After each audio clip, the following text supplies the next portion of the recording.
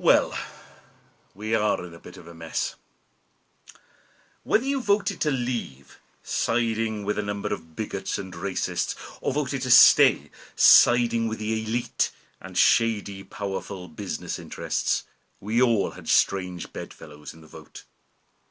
Whether you were taken in by the lies of the Brexit camp, paid for by shady, self-interested sources, extolling the wonders of the superior UK and demonising an element in our own society for simply not being British enough, or taken in by the lies of the stay camp, paid for by shady, self-interested sources, extolling wonders of the superior EU and demonising an element in our own society for simply not supporting the EU, we were all taken for a ride by someone or other.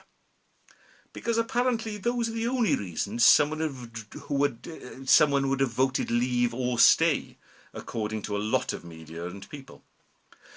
Where this leaves most people I know, who are simply trying to make the best decision over a very complex question with a woeful lack of information from the people who had asked us this question, and held our future in their hands, I don't know.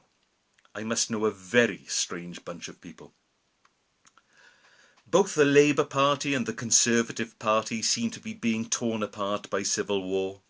With all the candidates and selection procedures, the candidates will have to be careful, or we might end up with Michael Gove walking through the wrong door and being accidentally elected leader of the Labour Party. But we are where we are. The UK is sliding towards breaking up, with Scotland on its way out one way or another, and sooner rather than later by the looks of it.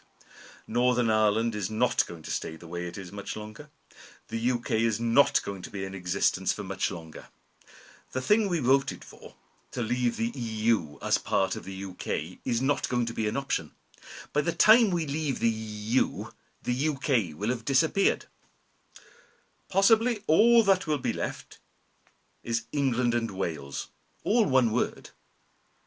As the cricket team was England and Wales, but now known as England. We would be the unimportant, forgotten rump of England. Since earliest times, well, whenever they were, the Welsh have existed as a people. Originally just those who spoke Welsh. The language was the key to identity. We haven't had a political identity since Tudor times. We did before, but not since then. This wasn't a problem with the survival of Wales until recently.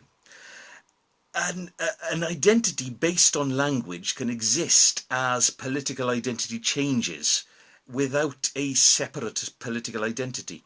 The fact that, unlike Scotland or Ireland, we did not have a political identity was immaterial. Our strength was that we were simply here, a cultural identity based on and springing from language, which is a stronger identity than a political identity. But now, in these times, in this world situation, at this crossroads, it is a weakness. It opens us up to attacks on our very existence. And I don't say that lightly. We're going to be likely just left as a rump of England. England and Wales. England. We need to build a political identity alongside our cultural one.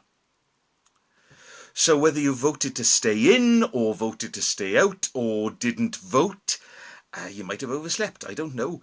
The world is changing fundamentally around us, and we have to think about how, as a country, we're going to best deal with this. Anyway, there's a small informal pop-up rally in Cardiff on July the 2nd at 2 p.m. by the statue of Aneurin Bevan. You know where the statue of Aneurin Bevan is, everyone knows that. Whether he'll have a traffic cone on his head placed at a jaunty angle, I don't know, but you know where the statue is.